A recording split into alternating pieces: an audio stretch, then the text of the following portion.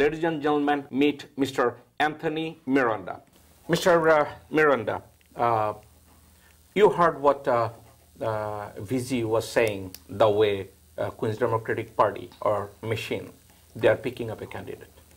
How do you feel about your candidacy when you declared your candidacy and see this polarization, see that weird process of selecting a candidate without having even get an opinion from the district leader? How do you find yourself, where do you find yourself at this time within this process that there is no law, there is no democracy, there is nothing, no philosophy? Well, the machine process of selecting and endorsing a candidate has been very corrupted. It has not been open, it has not been visible to the community, there's no disclosure, very secretive. I think that has to change. The district leaders, they represent the district. The district. They should have been talking to their constituents, and that's the neighbors. They should have been consulting their neighbors in their neighborhoods and saying, where would you guys like to vote? What should I vote for? They don't do that. The current machine process is always top down, and they decide. So the elected officials, the party chairman decide who they want to. They tell the district leaders, and then the district leaders then tell the people, this is who we're going for. That's a corrupted process. It was never designed to operate that way. But over the years, the corruptness of it has turned it upside down. We're in the process of reversing that back, and we're giving the power back to the people. And I think that's what the VG just spoke about, was like, how do we empower people now to gain control, not of the machine, because we don't want to do what they did. What we want to do is, there should be no machine. There should be an open dialogue, an openness, a full disclosure about the information, and everybody should know about all the candidates. And I think everybody fairly declared, everybody who wants to run should have the opportunity to run. And their name should be in the ballot. And then let the people decide, because then either they convince people, I look at it this way, if you were doing your job, then you wouldn't have to worry about an election. Because the people that you've always done the work for, they will be helping you. But now, if you haven't done your job, and you've been neglecting your people, then you have to be concerned. And that's what you're currently facing now. Two things is really problematic. VG was telling us that they assign professional attorneys to knock down the candidate's name from the ballot, number one, and you use one word, says corrupted. Queens County Democratic Party's selection process is corrupted. Are you referring to those corruption they're involved with running a criminal enterprise to selecting a candidate? Is it be too much to say that they're running a criminal enterprise like a mafia and they're the ones selecting, shoving someone's name and this would be your candidate? Is it fair to say? Again, it would be stretching a little bit, right? Calling something a criminal enterprise. It operates on the same concept as a criminal enterprise, where information is dictated. But they're not selling drugs. They're not. That's what they're selling. When you are saying, Mr. Miranda, you have to say it. Either it is legal or it is illegal. Having a corrupted system in a political process, those are criminal acts. Well, what they're doing is they're selling influence. So selling influence is also corrupt act. Listen. So the system is built that the entire process never gets challenged. Yeah. So if you don't empower people, which we had years, this didn't happen overnight. Okay. This is years of conditioning through administrations and administrations where they've intimidated people and prevented people from running. They prevented community people from organizing. Those are legal? The job they're doing? They're influencing people, try to push their candidate using influence. Those are legal? The process itself is, you could say, it's illegal in what they do. It's a matter of interpretation also, right? So what they do is they take the gray part of the rules, and the gray part of the rules don't say you can't necessarily not do it, but it doesn't say you can do it. So they operate in the shadows, right? Which is what they're talking about. They're not operating out in open where people can see what actions were taken, how were these decisions made, and who was involved in it, because that would be openness. So they'll never operate on that level. And that's why we have a campaign that we're running, to cause the openness. We want to make sure that every time there's a discussion about changes going on in the community, or who's going to run for office and what the dynamics are, everybody on the table, everybody in the community, information should be out there. We should all be able to read it. If it's on TV, we should all be able to see it. And then we have an open and fair dialogue. You don't have to intimidate people. You don't have to threaten people. They do investigations on people's families every time they run for office. That's an intimidation factor. So if you don't call itself a criminal act, then why are we going to say corrupt? Like, I'm trying to differentiate between corruption and criminal act. Criminal act, by the law, would say this is violation of law, right? A violation of the law as you read it. Now, we say it's a criminal act. There's criminality involved in it because they're selling influence. Well, let me ask you one technical question. A white-collar crime, someone goes to the, fill out some form and getting a couple of dollars from the bank and not paying, and then there is a criminal charges against him because he pulled a couple of dollars. And here, Queen's Democratic Party, they're getting benefit out of the candidate, and some of the candidate has right to run for public office. They're not letting them to run for public office, knocking their name out. If it is not criminal act, then what are the criminal acts you're talking about? They created a process with very strict limitations. Even the petitions, if you draw a line a different way in a petition, it eliminates the petitions. The petitions also have to be designed in a certain way. So this is not something new. This is a system that has been designed for number of years, as BZ referred to. Not to allow people to participate in the process. They want to limit the people's voice in this entire process. So what we're saying now is there's an opportunity, a fair and equal opportunity to empower people. We're awakening the consciousness of the voter and saying, believe in your vote. Because most of the time right now, people have lost faith in the process. Why do I vote? Yeah. My vote doesn't count. Exactly. Why do it, right? Yeah. But the last election was lost by 60 votes, right? But we have 1,200,000 registered voters in Queens. And the total vote was 76,000. Where is the rest of the vote? Means people didn't come out and vote. Because they don't believe in it anymore. So what we're talking to people is you have to believe in it, because when you don't exercise your rights, then you're making a decision anyway. You're still making a decision. You're empowering the people, the corrupt people, the people who are abusive, the people who don't listen to you. You're empowering them by not participating. So our voice says participate at all levels of government. Participate. Make sure you're being heard. 1,000,000 people, 1,200,000 people come out and say, we want change, then you have change. But what they count on, and what the machine politics and status quo counts on, is that people aren't going to get involved. We can't afford to do that again. So you are saying, even though that process system is corrupt or whatever it is, no matter what, you have to come out and vote, exercise your right to clean up the system. That's what you are saying. You have to exercise your right. Not going to say, people say, well, I don't want to participate. Not participating is a decision. That is the decision to empower those people who are corrupted or people who are abusive. Now, if I exercise, again, if you have 1,000,000 people voting, all of a sudden the dynamics change. Because you can't sell favors anymore. You can't do favors for a small group of people. You have to do your job. And doing your job means you have to fully represent all the diverse communities that we have here. So that's why we're stressing. There are over 1,200,000 people. Everybody come out and vote. We're also stressing there's 2,764 county committee seats available right now in Queens. And we're telling all the people in Queens, 2,764 seats, call our office. We're going to help you get into those elected positions where you have a voice at the table, where you're making decisions, and you can no longer be closed out of the doors. We're doing that in every community. Every community we walk in, we want to identify people who say, I want to be involved. I just don't know how to. County committee seats, 2,764. That's the backbone of our campaign, that we're going to fill all those seats and have people get elected to office, not appointed. Because county counts on nobody running, so they get to appoint people. And then if you don't listen to what they say, they fire you. But if you're elected to the seat, then they cannot fire you. They cannot fire you, and you can exercise your opinions and your rights, fully exercise your rights. We don't want halfway democracy. We want full democracy, full openness, full disclosure, and we want to empower the voice.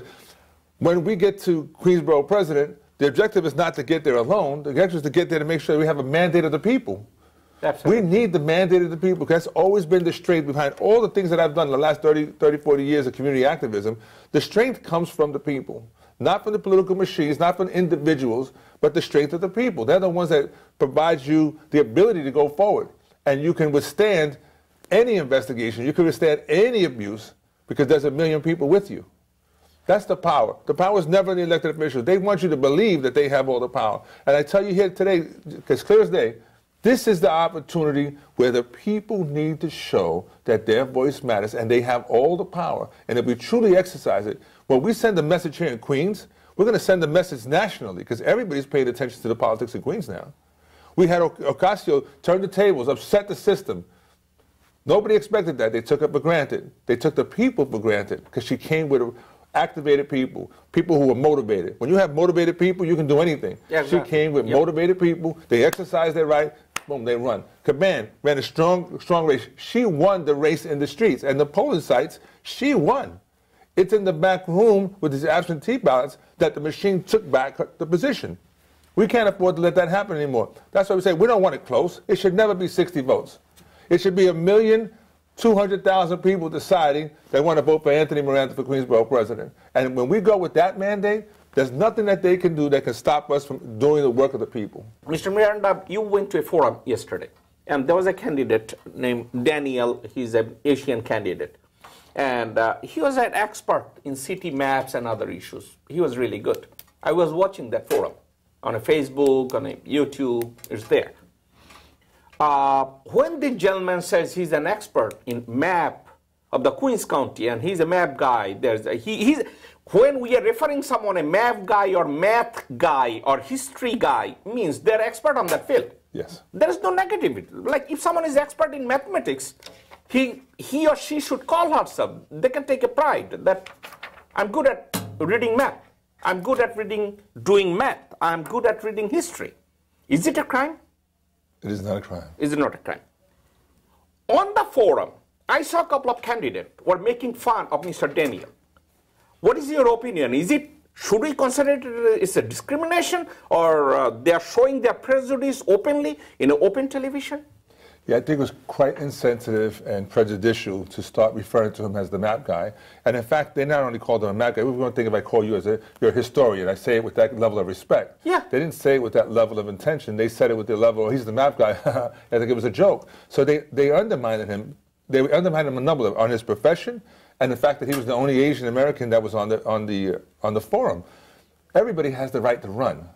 And they can't be undermined or minimized simply because of their profession. We all came from somewhere. But in that forum, you had the candidates each make fun of him. And I was surprised that the community who was sitting there didn't react to it. Now they're going to tell you, oh, he called himself the map guy. Yeah, you know, he can call himself an historian. And again, if you referred to him with the level of respect and said, well, he's the map guy as an expert, then that would be something else. But when you say it with a certain tone of demeanor, of undermining him, then you're sending a message to everybody else like you're discounting him because of his profession and because he's an Asian American, one or the other. It's discriminatory, it's prejudicial, it had no purpose and no place to be in a public forum. And I hope they never do it again. Mr. Miranda, lots of people are running for borough president, and I believe they are professional politicians. Yes. They know when to lie, how to execute a lie. They know it's pretty good. But seems like you're not good at it. Because seems like you are someone, tell the truth and become unpopular.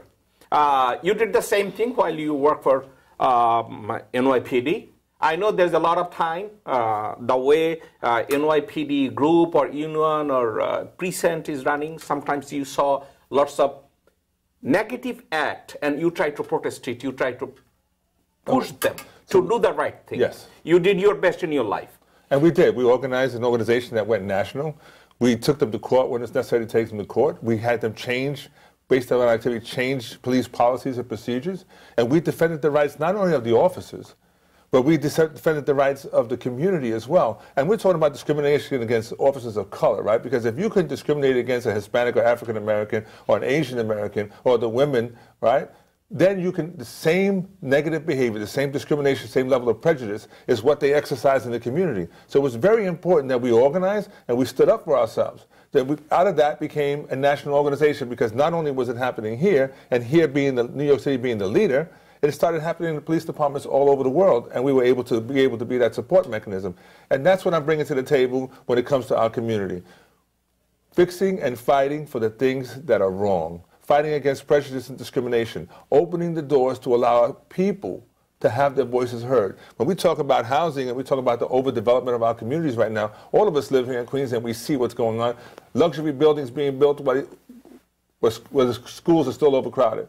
Luxury buildings that have no rules or regulations that all the elected officials allow. Because before buildings should have been built, we should have done a feasibility study to see what the resources are going to be available for that building. Dropping another 100 families in a community that's already straining for resources doesn't make any sense. But they all did it. And then you're talking about affordable.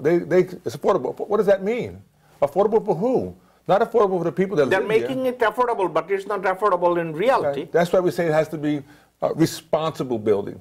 affordable is now a term that's been abused and misused so much that nobody knows what it means anymore. But responsible building says that, one, you build it, you make sure that we have the infrastructure to support it. Two, that we make sure how many actual apartments. There are 100 apartments is a real number. 35 apartments are going to be reasonable. And then what kind of apartments? Single bedroom, 2 bedrooms, 3 bedrooms, so families can move in. And third, we want to make sure that their first choices go to the people that live here in the community.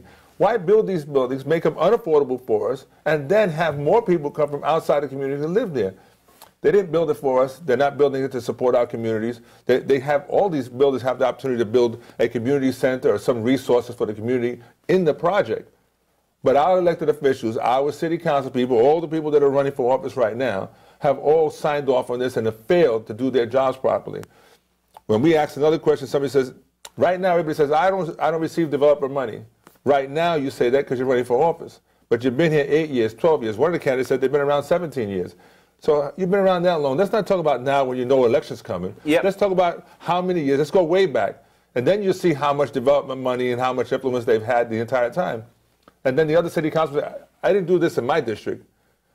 Right. You protected your little area, but you sold out the rest of Queens. You sold the real estate in Queens and allowed all the other communities to suffer, and now you want to say, now I want to represent everybody? You had an obligation as a city councilman or assembly person to represent the entire borough of Queens, that we shouldn't be doing things just for a select area. An area elects you to office, but you're elected to represent the entire borough and the interests in the entire, you're a political person.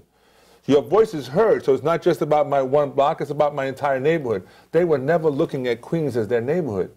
They were protecting a small area, and they didn't care that they sold away everybody else. They didn't care the conditions that they created in any other community. But now they say they care. Election time, now they care. It's too late. And the people know it for what it is. The people have seen them. They can judge them by their actions, not by what the words are saying for the future. Judge them by their actions in the past. I always welcome people to go research me. I've been covered in every major magazine, every TV station out there for the community service work that we do, the police reform work that we've accomplished. So I'm researchable, but I get judged by my actions and my things that we were able to achieve as an organization, not politically motivated, because it was the right thing to do to help people in the communities. You also hold a position as a chief of police for ACS, and you fulfill your responsibility very successfully. Lots of people would be more comfortable to see someone who already did something very efficiently. At this time, you are running for borough president. We are almost out of our time, but I would like you to look at the camera. Just tell the citizen of Queens County exactly why they would vote for you. I believe that there's an opportunity that we're all facing right now, an opportunity for the community's voice to be heard like it's never been heard before. Historically, we might have been neglected or denied, and it says today, together, it's a partnership. A partnership with VG Ramos, partnership with Jacob and the different communities. It's a partnership that empowers people, not politicians and not elected officials. It is about the voice of the people having a chance to make decisions at the table. We are sick and tired. I tell people I'm a parent like you're a parent. I care about my kids like you care about your kids. You care about your family. I care about my family. When we start thinking about the basic needs and the basic things that we want for all of our families, it's at that point that we come to a common ground that says that all politics and titles aside, you have to look at who do you believe is going to be representing you and bringing you to the table so that your voice is heard. I have a record of doing that. None of the other candidates can say that they have consistently done the job that's required. And all the conditions that we're facing right now are as a result of neglect, because somebody wasn't paying attention to their job, or they were too busy doing somebody else's job, but they weren't taking care of our communities. There's an opportunity for change. There's an opportunity for success. There's an opportunity to get all those things that we need. Stop the overcrowding in our schools. Stop the overdevelopment of city land. Get hospital structure that is not failing us. All the hospitals currently in Queens are rated at C level. That's horrific, because that's where our families go to for service, for emergencies, and they can't even get assured that they're getting the best service possible. That's neglect. That's somebody who took their eye off. I mean, they may have good intentions when they first started their jobs, but they lost sight of the prize. And the prize was defending people. The prize was people saying, I'm glad that you're there. Thank you for doing the job for us. Not for themselves, but for the people. We have a great opportunity. I'm looking forward to the partnership. Visit our website. It's Miranda 4 Queens and number 4. We're talking about partnerships. We're talking about relationships. We're not talking about just for election time. As I sit here today, I'll be here again whenever I'm invited. And as I visit all the houses of worship throughout the community, I tell them all the same. There's some places I've gone to and said, we never saw an elected official come in here. I couldn't understand how is that possible. But I did make this promise.